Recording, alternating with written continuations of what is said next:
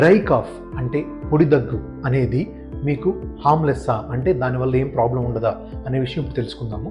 So dry cough అంటే without phlegm కానీ తెమడ లేకుండా వచ్చేదాన్నే డ్రై కాఫ్ అంటామండి. ఈ డ్రై కాఫ్ కనుక more than 3 weeks, more than 4 weeks పర్సిస్టెంట్గా ఉంటే దాన్ని నెగ్లెక్ట్ చేయకూడదండి. అది కామన్ కండిషన్స్ వల్ల అవ్వచ్చు, డేంజరస్ కండిషన్స్ వల్ల అవ్వచ్చు. Common conditions dry cough more than 4 weeks ఉండే కండిషన్స్ ఏంటి అంటే allergy, sinusitis, asthma and gas reflex problem and post nasal drip అంటాము. నోస్ నుంచి థ్రోట్లోకి డ్రాప్ అయ్యే పోస్ట్ నేసల్ డ్రిప్. ఇవి మోర్ కామన్గా మనకి more than 3 weeks, more than 4 వీక్స్గా వచ్చే డ్రై కాఫ్కి రీజన్స్.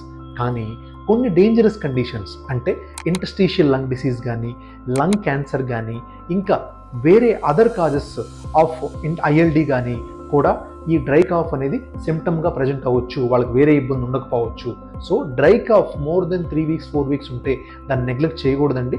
దాన్ని ఇమీడియట్ అటెన్షన్ తీసుకొని కన్సల్ట్ యువర్ పల్మనాలజిస్ట్ టుడే.